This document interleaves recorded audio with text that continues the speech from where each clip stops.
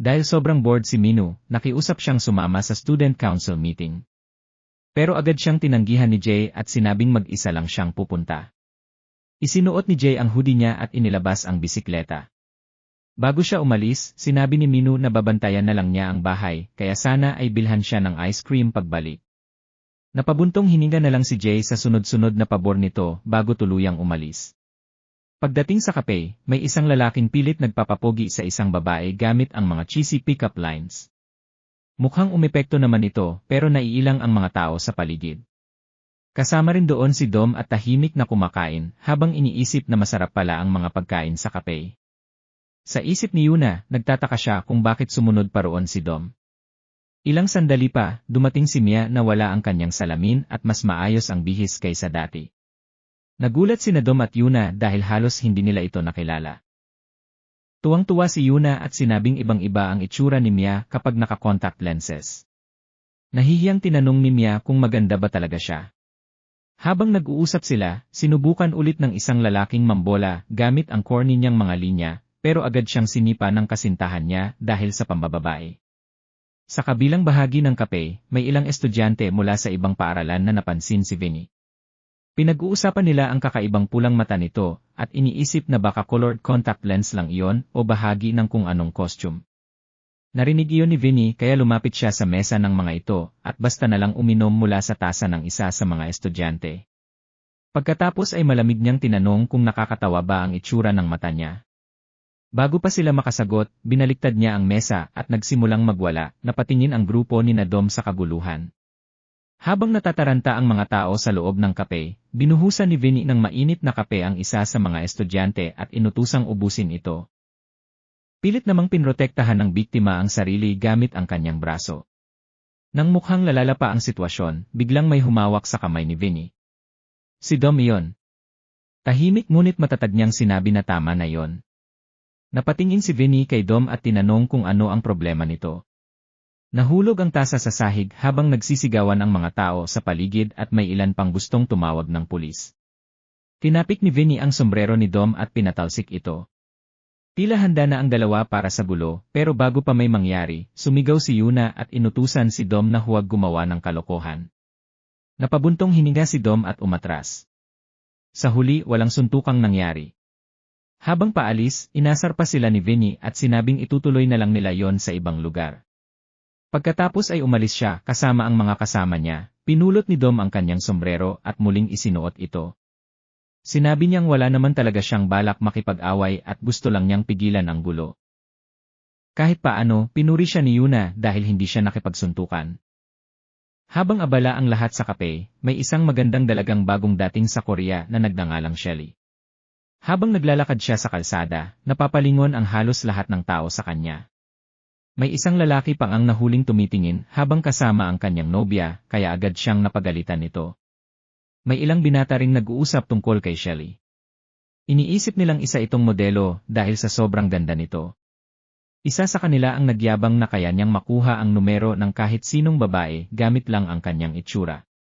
Dahil sa sobrang kumpiyansa nito, tinukso siya ng kaibigan niya at nangakong siya ang sasagot sa pagkain nila kung magtatagumpay siya. Samantala, napapaisip si Shelly kung bakit napakaraming lalaking nakatitig sa kanya. Kaya nga raw ayaw niya minsan sa mga lalaki, hindi nagtagal, may isang lalaking nakabisikleta ang lumapit at kinausap siya sa French. Ngunit agad siyang pinutol ni Shelly at sinabing mag-English na lang. Nagtaka siya kung saan nanggaling ang kakaibang lalaking iyon. Ngumiti naman ang binata at sinabing habang umiinom siya ng kape ay nakita niya ang isang anghel na naglalakad, kaya napasunod siya rito. Dahil doon, humingi siya ng numero ni Shelly. Habang nangyayari iyon, may dalawang magnanakaw na nakasakay sa scooter, at nakasuot pa ng Iron Man helmet ang isa sa kanila. Napansin nila si Shelly at inisip na mukhang mayaman ito. Agad nila itong ginawang target. Dahil gusto na niyang matapos ang usapan, binigyan ni Shelly ng numero ang lalaki at naglakad palayo. Tuwang-tuwa naman ang binata at naniwalang gumana na naman ang kanyang alindog.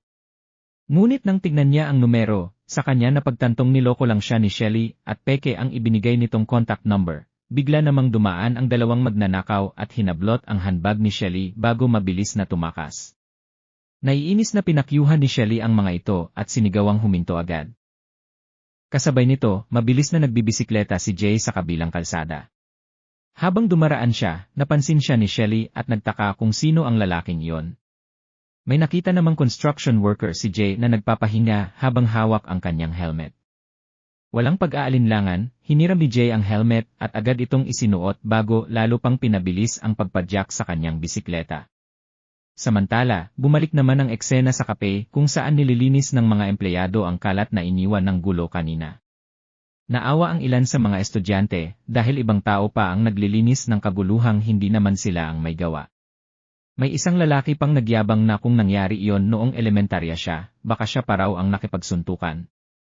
Hindi na lang siya pinansin ng mga kasama niya at sa halip ay pinuri nila si Dom dahil sa ginawa nito kanina, ngunit sinabi ni Dom na wala naman talaga siyang balak makipag-away. Gusto lang niyang takutin si Vinny para tumigil ito. Sinabi naman ni Yuna na hindi siya naging matapang, wala lang talaga siyang iniisip. Pagkatapos noon, may naalala si Mia na matagal na niyang gustong itanong. Ngumiti si Dom at agad na nagbiro kung may gusto ba ito sa kanya. Namula si Mia sa inis at sinabing hindi iyon ang gusto niyang itanong.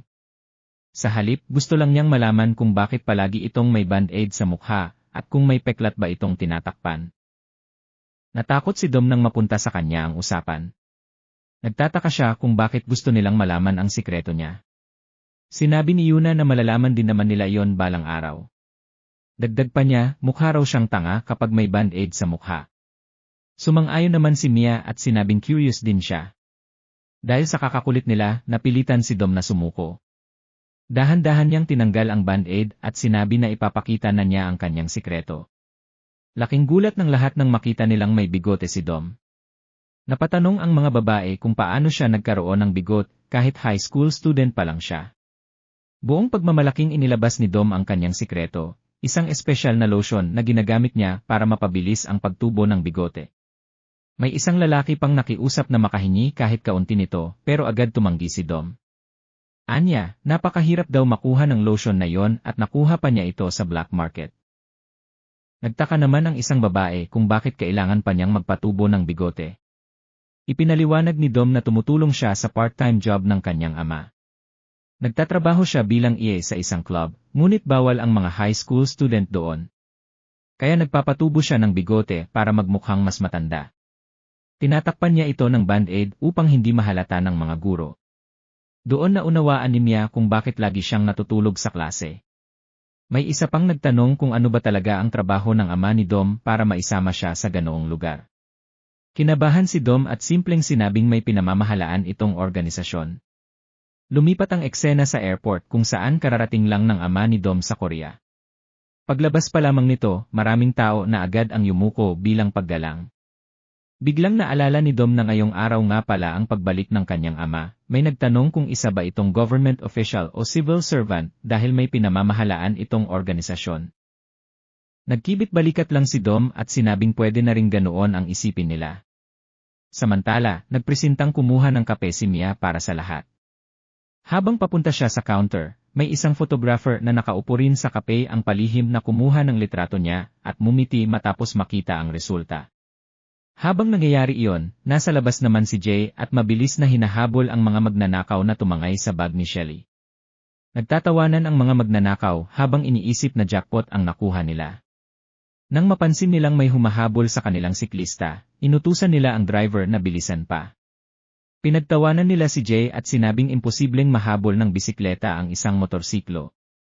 Ngunit nang makita ni Jay na kakanan ang mga ito, agad siyang dumaan sa isang mas maikling ruta sa pamamagitan ng makitid na eskinita. Habang bumibilis siya, napansin niya ang isang nakaparadang sasakyan malapit sa pader. Ginamit niya ito bilang tuntungan upang makaakyat sa gilid ng pader at doon nagpatuloy sa pagmamaneho ng bisikleta nang may kahanga-hangang kontrol. Napatingin ang ilang batang naglalaro ng soccer at hindi makapaniwala sa kanilang nakita. Para raw silang nanonood ng isang action movie habang nakikita si Jay na nagbibisikleta sa ibabaw ng pader. Samantala, kampante na ang mga magnanakaw at inakalang naligaw na nila ang humahabol sa kanila. Ngunit ilang sandali lang, muli nilang nakita si Jay na halos nasa likuran na nila. Bago pa sila makareaksyon, tumalon si Jay mula sa mataas na bahagi ng pader at diretsong bumagsak kasama ang kanyang bisikleta sa kanilang motorsiklo. Nagkagulo ang lahat at sabay-sabay silang bumagsak sa mga kahon sa gilid ng kalsada. Hindi makapaniwala ang mga batang nakasaksi. Para raw may bisikletang nahulog mula sa langit. Maya-maya, bumangon si Jay mula sa tambak ng mga kahon habang napadaing naman ang mga magnanakaw dahil sa pinsala sa kanilang motorsiklo. Pagkakita sa seryosong mukha ni Jay, natakot ang mga ito at mabilis na tumakas. Pagkaalis nila, pinulot ni Jay ang handbag ni Shelly. Hindi nagtagal ay dumating si Shelly sakay ng taxi. Nag-aalala niyang tinanong kung ayos lang ba siya. Tinakpan ni Jay ang mga sugat sa kanyang mukha gamit ang helmet at tahimik na ibinalik ang bag. Nagpasalamat si Shelly at sinabi na dapat siyang magpatingin sa ospital. Ngunit pinulot lamang ni Jay ang kanyang bisikleta at sinabing ayos lang siya. Hindi makapaniwala si Shelly dahil kitang-kita pa rin ang dugo sa kanyang mukha. Bago pa siya makapagsalita muli, tumunog ang telepono ni Jay. Si Yuna ang tumatawag. Ipinaliwanag ni Jay na naaksidente siya habang nagbibisikleta kaya hindi na siya makakarating sa meeting. Pagkatapos ng tawag, ipinaalam ni Yuna sa mga kasama niya sa kape na naaksidente si Jay at kailangang ipagpaliban ang student council meeting. Nag-aalalang nagtanong si Mia kung malubha ba ang naging pinsala ni Jay. Sinabi ni Yuna na base sa boses ni Jay, mukhang hindi naman daw ito gaanong nasaktan. Pero bukod doon, wala na itong ibang sinabi sa kanya. May isang lalaki namang nagsabi na baka dahilan lang iyon ni Jay para hindi sumipot. Pero agad siyang kinontra ni Yuna at sinabing hindi ganoong klase ng tao si Jay. Dahil mukhang wala nang mangyayari sa meeting, may isang babae na nagsabing magstay muna sila ng kaunti bago umuwi. Samantala, halatang nawalan ng gana si Mia nang marinig niyang hindi darating si Jay. Sinabi niyang pupunta lang siya sandali sa banyo. Pagpasok niya sa washroom, napaisip siya na parang naging walang kwenta rin ang pagpunta niya roon. Paglabas niya, umaasa na lang siyang okay si Jay. Biglang nilapitan siya ng photographer na kanina pa niya nakita sa kape, nagpakilala ito bilang si CJ at sinabing nagtatrabaho siya bilang fashion artist para sa isang magazine. Kinabahang bumati si Mia habang iniabot naman ni CJ ang kanyang business card. Sinabi ni CJ na bagay si Mia maging model. Kung interesado raw siya, maaari siyang sumali sa isang photoshoot. At kung komportable siya rito, pwede siyang makipag-ugnayan sa kanya bago matapos ang susunod na linggo. Hindi nagtagal, nagpasya na rin silang umuwi. Habang naglalakad, sinabi ni Yuna na sayang at hindi nakapunta si Jay ngayon. Ngumiti naman si Mia at sinabing okay lang iyon, pero halatang nalungkot pa rin siya. Samantala, masaya naman si Dom dahil para sa kanya ay sinuwerte siya ngayong araw. Nakainom daw siya ng kape kasama si Yuna. Napaisip naman si Mia tungkol sa photographer at tinanong kung ano ba ang pinag-usapan nila kanina. Inilabas ni Yuna ang business card at sinabing galing iyon sa isang fashion magazine. Inalok si Mia na maging model. Pagkakita sa card, nagulat si Yuna. Sikat pala ang magazine na yon. Samantala, sa bahay ni na Jay, nakahilata lang si Minu habang nanonood ng TV. Napabuntong hininga siya at naisip na sobrang boring manatili sa bahay buong araw. Lumipat naman ang eksena kay Jay na dumating sa isang bike shop. Pagpasok niya, agad niyang hinanap ang mekaniko. Nagulat siya nang makita na babae pala ang mekaniko at agad siyang binati nito. Sinabi ni Jay na ipapagawa niya ang kanyang bike. Agad naman siyang nakilala ng babae. Siya pala ang nag-record ng huli nilang race.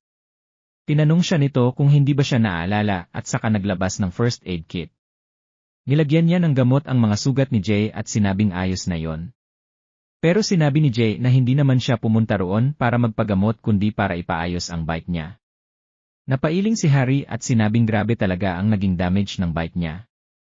Basag na raw ang front wheel at halos wasak na rin ang fork. Tinanong pa niya kung totoo bang ibinangga niya ang sarili niya habang hinahabol ang mga magnanakaw para maibalik ang bag ng isang babae. Napailing si Harry at sinabing kakaiba talaga siya.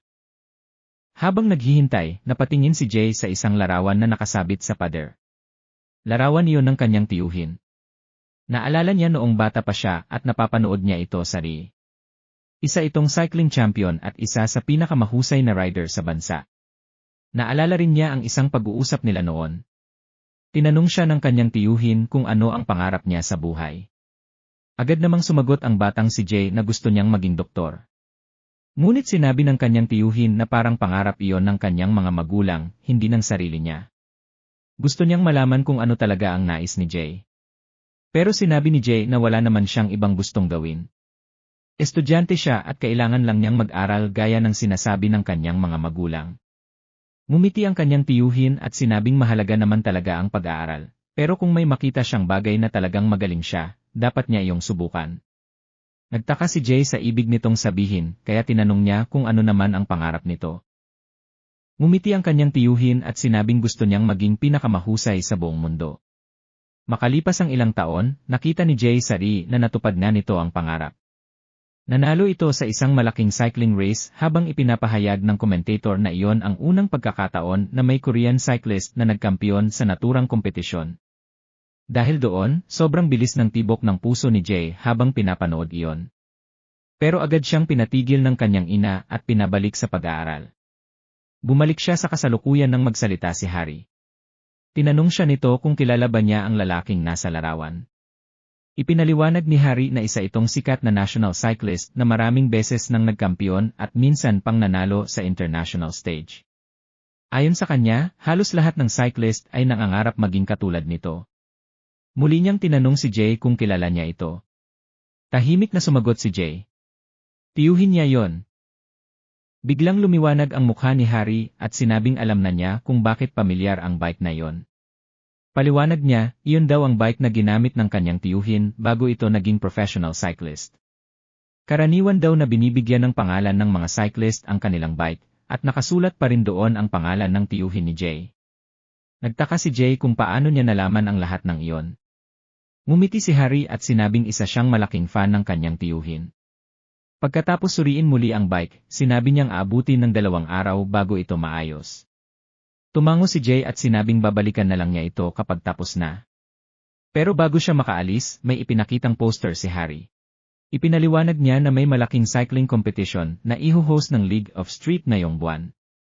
At hindi basta-bastang event iyon. Ang mananalo ng first place ay makakatanggap ng $100,000 na prize money at ticket para makasali sa international competition. Si Harry ay nagtanong kung interesado ba si Jay sumali sa competition. Pero agad itong tumanggi. Sinabi ni Harry na okay lang iyon. Kung sakaling magbago ang isip niya, pwede pa rin siyang sumali kasama ang mga kaibigan niya. Sumagot si Jay na may exam siya sa susunod na buwan at wala siyang oras para sa mga ganoong bagay. Umiti na lang si Harry. Sige, kita na lang tayo ulit. Habang pauwi si Jay, kinapa niya ang bulsa niya para kunin ang wallet. Sinilip niya rin ang iba pa niyang bulsa pero wala talaga ito roon. Doon niya na-realize na nahulog niya pala ang wallet niya, samantala, lumipat ang eksena kay Shelly na hawak ang wallet ni Jay habang tinitingnan ang school ID nito. Biglang dumating ang lolo niya na halatang excited makita ang kanyang apo. Princess! Miss na miss kita! Pero may pabor agad na hiningi si Shelly. Lolo, may favor sana ako. Sinabi niyang gusto niyang lumipat pansamantala sa paaralan nito. Samantala, si Minu naman ay napansin ang mga sugat sa mukha ni Jay. Anong nangyari sa mukha mo? Naaksidente ka ba? Tumango si Jay. Napailing si Minu. Paano mo nagagawang masaktan sarili mo halos araw-araw? Pagkatapos ay tinanong niya kung nasaan na ang bike nito. Sinabi ni Jay na iniwan niya muna ito sa repair shop. Wasak talaga? Tanong ni Minu. Muli itong tumango. Nakakaawa naman. Hindi ka muna makakabike. Pero maya-maya ay may naisip si Minu. Teka, ibig sabihin mag-isa na lang akong magbabike papasok bukas. Napatingin siya kay Jay. Natutulog ka ba habang nagbibisikleta? Kinabukasan sa school, lumapit sina Dom at ang iba pa kay Jay. Inakbayan siya ni Dom. Okay ka lang ba? Nag-aalala kaming lahat ng marinig naming na aksidente kakahapon. Pagkatapos ay dinagdagan niya pa. Lalo na si Miyagi. Agad na tinakpan ni Mia ang bibig ni Dom habang namumula sa hiya. Masaya naman si Mia dahil mukhang hindi gaanong nasaktan si Jay. Tinanong naman ni Yuna kung ano talaga ang nangyari habang papunta ito sa cafe. Pero simpleng sagot lang ang ibinigay ni Jay. Hindi naman big deal. Kalimutan niyo na lang. Pagkatapos ay bumalik agad siya sa pag-aaral. May aralin pa ako, kaya pwede bang umalis na kayo? Bago pa sila makasagot, pumasok ang guro. Pinaupo niya agad ang lahat. Nagreklamo si Dom. Break time pa bakit kailangan umupo? Sinabi ni Yuna na baka may announcement. Tinapik ng guro ang mesa. Makinig ang lahat. Mula raw sa araw na yon ay magkakaroon sila ng exchange student sa klase. Agad nag-ingay ang mga estudyante. Sana babae. Namula pa ang guro bago niya pinapasok ang bagong estudyante. At nang bumukas ang pinto, pumasok si Shelly. Nakasuot siya ng medyo kapansin-pansing outfit kaya agad napasigaw ang mga lalaki. Parang angel. Ipinaliwanag ng guro na galing siya sa England at lilipat sa kanilang paaralan para sa isang semester. Nagpakilala naman si Shelly. Mahilig akong mag-travel at mag-bike. Mas lalo pang nag-ingay ang mga lalaki sa tuwa. Samantala, napailing si Yuna. Pare-pareho talaga kayong mga hopeless. Si Dom naman ay napaisip. Maganda siya pero si Yuna pa rin. Habang nagkakagulo ang buong klase, si Jay ay tahimik pa ring nag-aaral na parang walang nangyayari.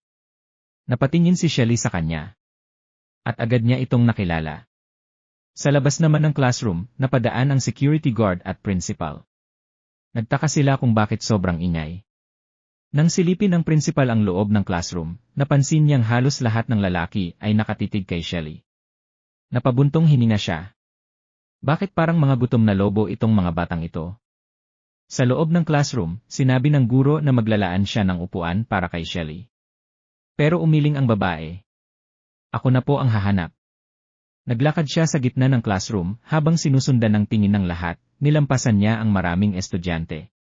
Hanggang sa makarating siya sa tabi ni Jay. At bago pa makapag-react ang kahit sino. Bigla niya itong hinalikan. Tahimik ang buong silid sa loob ng isang segundo.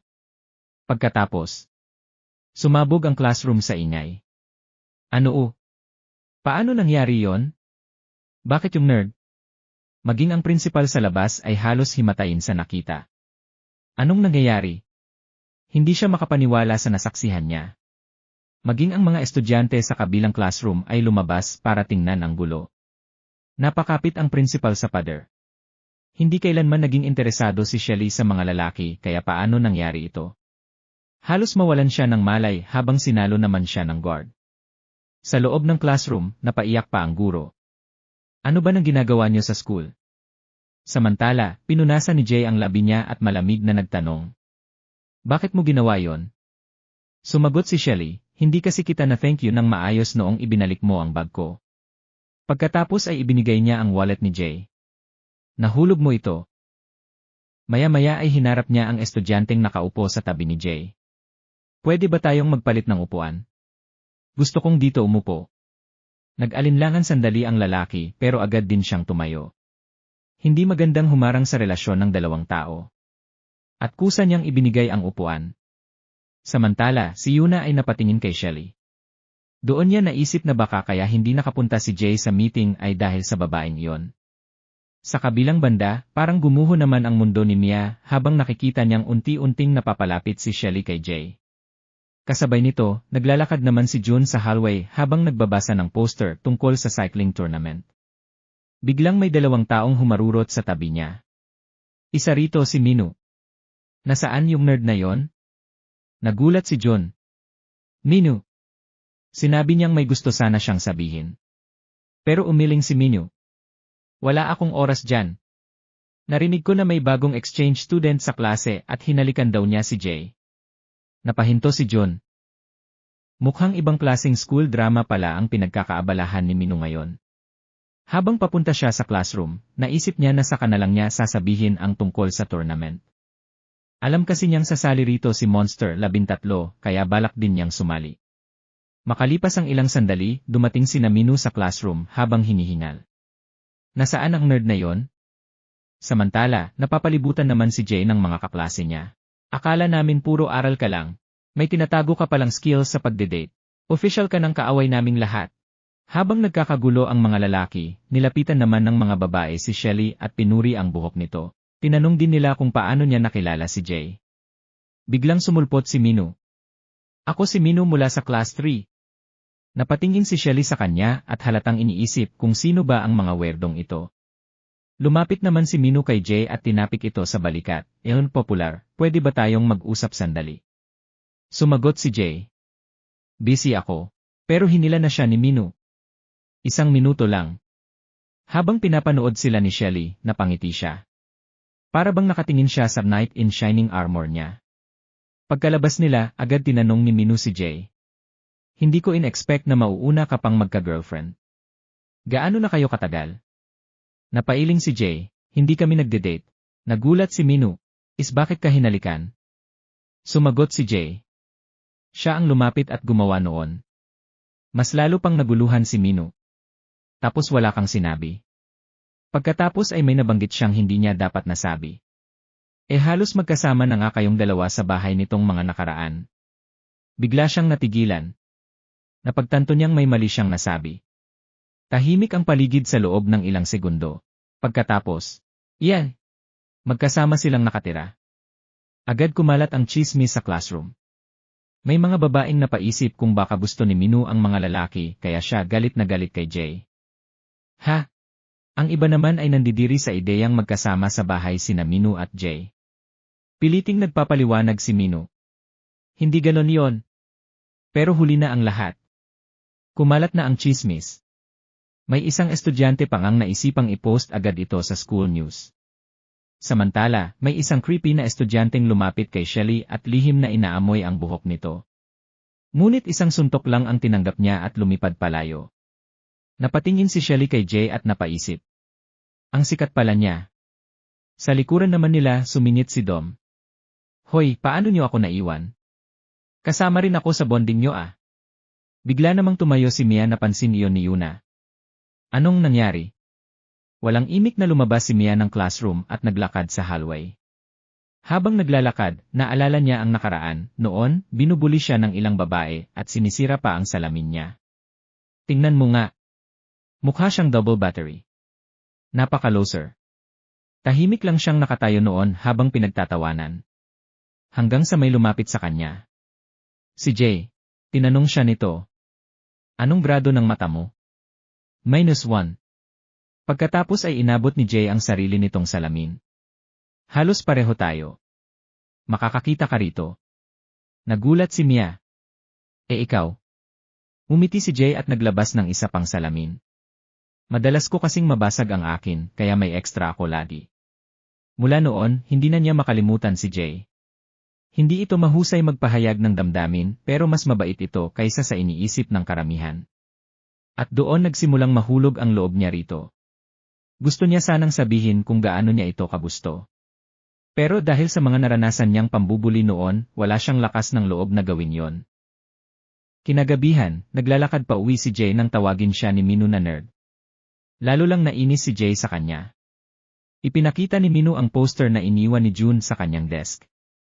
Nakasaad doon na may premyong $100,000 ang mananalo at magkakaroon pa ng pagkakataong sumali sa isang internasyonal na kompetisyon. Sinabi ni Minu na dapat silang bumuo ng sarili nilang crew at sumali rito. Dahil pinalayas na siya sa bahay at wala na siyang pera, ito na lang ang tanging pag-asa niya. Pero diretsahan siyang tinanggihan ni Jay at sinabing tigilan na siya. Hindi sumuko si Minu at sinabi na baka mapunta pa sila sa TV at sumikat kapag nanalo sila. Paulit-ulit niyang kinumbinsi si Jay, pero puro hindi lang ang sagot nito. Samantala, nakita ni Shelly si Jay na naglalakad pa uwi at naisip niya itong tawagin. Pero biglang tinakpan ng kanyang lolo ang bibig niya at tinanong kung saan siya pupunta. Sinabi ni Shelly na gusto lang niyang makipagkita sa isang kaibigan. Hinila siya ng kanyang lolo at tinanong kung ano na naman ang binabalak niya. Mas mabuti raw na sa bahay na lang siya magpalipas ng oras kasama niya. Nakiusap si Shelly na huwag siyang pigilan dahil gusto niyang sumama kay Jay. Pagdating sa bahay ni na Jay, muli na namang binuksan ni Minu ang usapan tungkol sa kompetisyon. Sinabi niyang pwede naman silang sumali kapag naayos na ang bisikleta ni Jay. Pero iritadong sagot ni Jay, ayaw na niyang makarinig pa tungkol doon. Habang nasa sala sila, lumabas sa balita ang tungkol sa nalalapit na cycling competition. Ang magiging host ng event ay si Sang-ho Choi. Agad na sinabi ni Minu na si Sang-ho ay isang sikat na cycling champion mula Korea. Nagtaka siya kung sasali rin ba ito sa kompetisyon. Sa interview, sinabi ni Sang-ho na ang mananalo sa torneo ay magkakaroon ng pagkakataong makalaban siya sa huling yugto ng kompetisyon. Biglang inagaw ni Kay ang remote at sinabi na wala siyang pakialam sa nakakaboring na balita dahil oras na raw ni Kitty. Tinawag naman siya ni Minu na maliit na brat at sinabing hayaan muna niyang matapos ang palabas. Habang nag-aaway silang dalawa sa likuran, seryosong pinapanood ni Jay ang interview. Pagkatapos ay sinabi ng interviewer na nakakalungkot na namatay si Manjo sa isang aksidente. Kung buhay pa raw ito, siguradong sasali rin sana siya sa kompetisyong iyon. Sumagot si Sang-ho na isang malaking kahihiyan ang nangyari. Ayon sa kanya, namatay si Manjo matapos masangkot sa isang aksidente pagkatapos mahuling gumamit ng doping sa kanyang huling torneo. Nang marinig iyon, biglang naalala ni Jay ang kanyang tiyuhin. Sa isip niya, alam niyang hindi ganoong klaseng tao si Uncle Manjo. Ipinagpatuloy ni Sang-ho ang pagsasalita at sinabing malamang ay iwan na rin ni Manjo ang mundo ng cycling matapos ang insidente ng doping. Dagdag pa niya, mali raw ang paggamit ng doping para mapahusay ang performance at umaasa siyang wala na siyang makikitang rider na katulad nito sa hinaharap. Mahigpit na napahawak si Jay sa tuwalyang hawak niya habang nagingit-ngit sa galit. Bigla niyang tinawag si Minu na loser. Napatingin sina Minu at Kay sa kanya at nagtaka kung ano ang biglang nangyari. Diretsahang sinabi ni Jay na sasali siya sa kompetisyon. Kinagabihan, nagtipon ang grupo sa parke. Tinanong ni Jun si Jay kung seryoso ba itong sasali sa torneo. Maikli lang ang sagot ni Jay. Nagtaka si Minu kung bakit bigla itong natahimik. Akala niya ay baka nagbago na naman ng isip si Jay. Pero ang totoo, paulit-ulit pa ring pumapasok sa isip niya ang mga sinabi ni Sang-ho tungkol sa kanyang tiyuhin sa interview. Sinabi ni Jun na hindi niya alam kung bakit bigla itong nagdesisyon, pero masaya siyang makakasama nila si Jay sa pagra-ride. Dagdag pa ni Jun, kulang pa sila sa miyembro para matawag na isang tunay na crew. Sinabi naman ni Minu na siguradong sasali rin ang mga kupal na taga Zephyrus sa kompetisyon. Kapag nagkaharap daw sila, babawi siya at dudurugin niya ang mga yon. Pinakalma siya ni Jun at sinabing wala nang magagawa sa mga nangyari noon. Napaisip si Minu at sinabing dapat na rin silang gumawa ng pangalan para sa bago nilang crew. Sumang-ayon si Jun at tinanong kung may naiisip ba silang magandang pangalan. Matagal silang nag-isip. Maya-maya, sinabi ni Minu na maganda raw ang pangalang Super Cool Crew. Agad namang binara ni Jay at sinabing parang pangalan iyon ng bata. Pati si Jun ay napangiti at sumang-ayon. Hindi nagpatalo si Minu at nagsimula pang magbanggit ng iba pang pangalan. Tiger Crew, Big Giant Crew, Ultra Crew, at kung ano-ano pa. Napahawak na lang si Jay sa noo at sinabing tigilan na niya ang mga absurdong pangalan. Dahil wala silang mapagkasunduan, iminungkahi ni Jun na umuwi na muna sila at pag-isipan na lang ulit kinabukasan sa eskwela.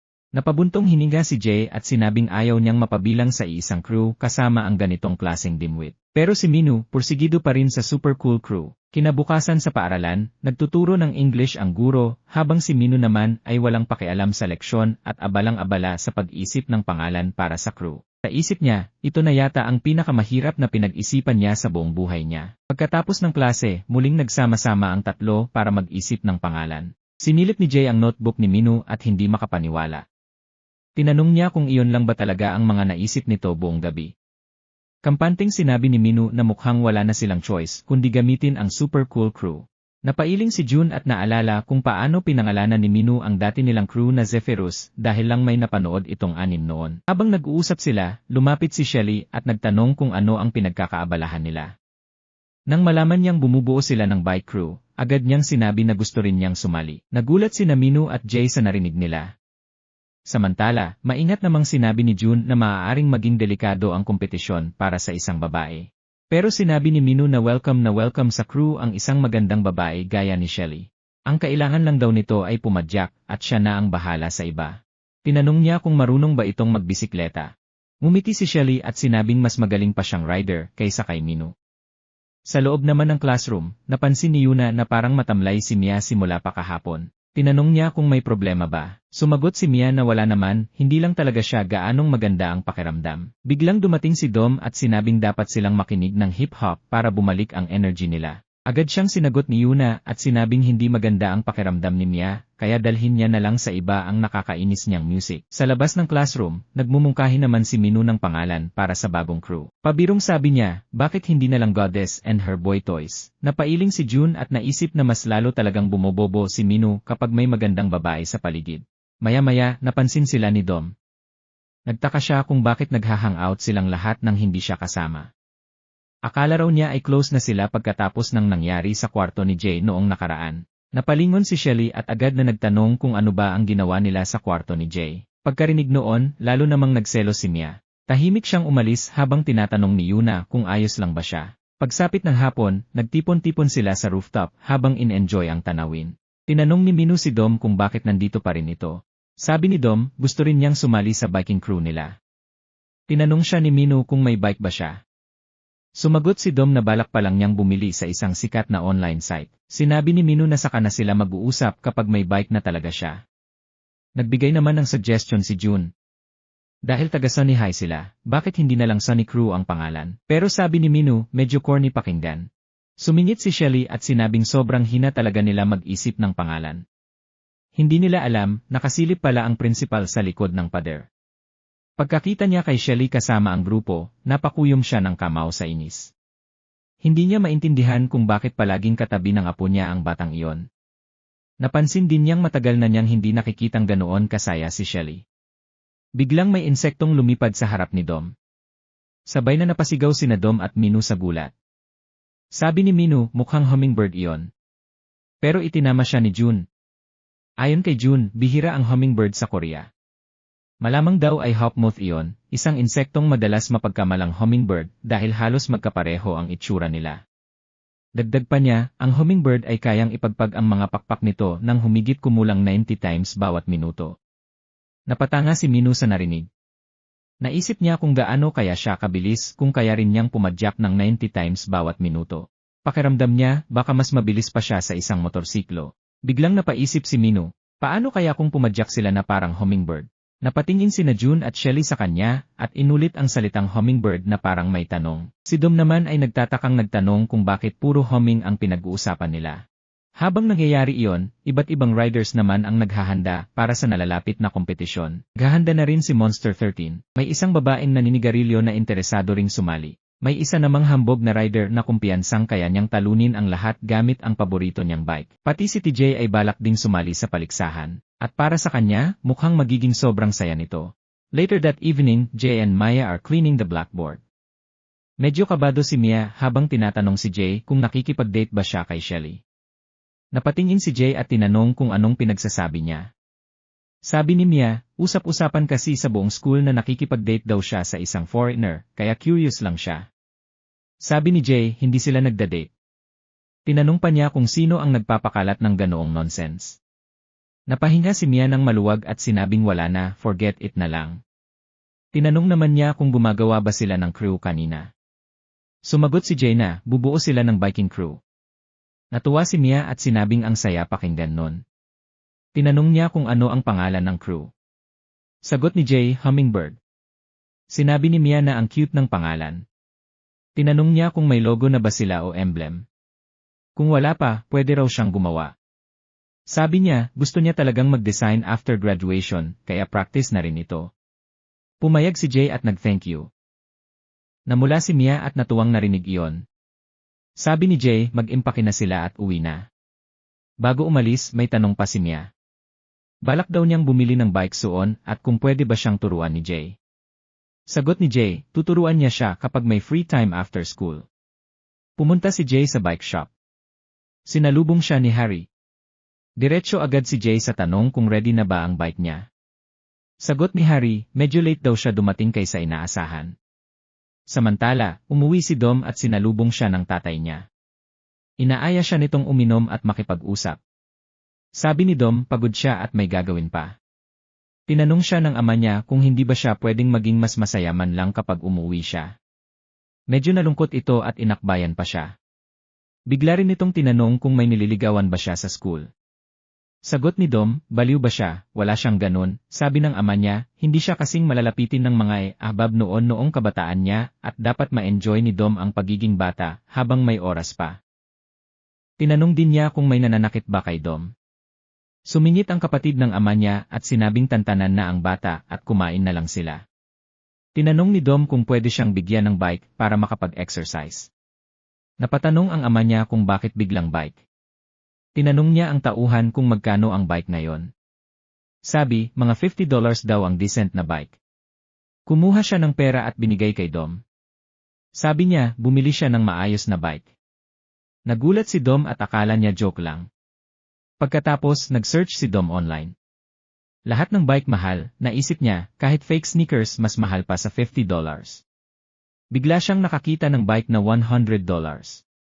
Mukhang good deal daw pero suspicious dahil walang pictures. Sinubukan niyang mag-message at humingi ng discount, kaya naging $50 na lang, pumayag ang seller at nag-send ng bank details. Akala ni Dom jackpot na ito, excited siya para makasali sa Hummingbird Crew. Bumalik naman sa bike shop, sinabihan ni Harry si Jay tungkol sa competition. Sabi niya, ingatan niya ang bike dahil galing ito sa uncle niya. Matagal niyang inayos ang parts, lalo na ang front wheel na sira talaga dati. Pinalitan ito ng Aero Wheel Carbon. Mas magaan ito at mas mabilis dahil less air resistance. Pero mas mahirap kontrolin kapag may crosswind. At isang maliit na crack lang, pwedeng masira agad. Kaya dapat iwasan ang reckless riding.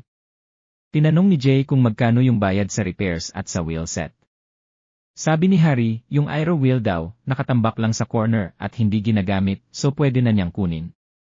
Tungkol naman sa repairs, sabi niya bayaran na lang niya kapag nanalo na siya sa competition. Sinabi pa ni Harry na sana manalo sila sa first place, rooting siya sa kanila. Lalo na raw para sa uncle ni Jay, after nung doping incident, nag-shift yung scene kay Vinny sa bahay niya. Grabe yung gulo ng kwarto niya, sobrang messy talaga. Pinagsasabihan siya ng friend niya na si Son na tumigil na siya sa pagiging parang baboy sa bahay. Sabi pa ni Son, tapos na school, pero bakit tulog pa rin siya buong araw? Tinanong ni Vinny kung anong oras na. Sabi ni Son, 8 p.m. Dagdag pa niya, hindi rin pumasok si Vinny sa school at hindi sumasagot sa calls, kaya napaisip siya kung patay na ba siya o hindi. May note rin yung mama ni Vinny na linisin niya yung kwarto at kumain siya ng food sa ref. Sabi ni Son, pumunta pa raw yung mama niya kaninang morning. Pero inignore lang ni Vinny yung note, tapos tinanong niya kung magkano pera ni Son.